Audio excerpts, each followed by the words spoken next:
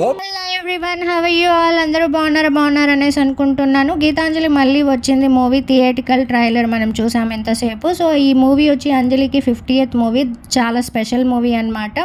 So ఈ movie వచ్చి sequel వచ్చి మనం 2014లోనే చూసాము గీతాంజలి అనే మూవీ. దానికి సీక్వెల్గానే గీతాంజలి మళ్ళీ వచ్చిందనే మూవీ 2024 ఏప్రిల్ 11న రిలీజ్ చేస్తున్నారు. ఈ మూవీలో చాలా సీనియర్ నటులు, జూనియర్ నటులు కూడా నటించున్నారు.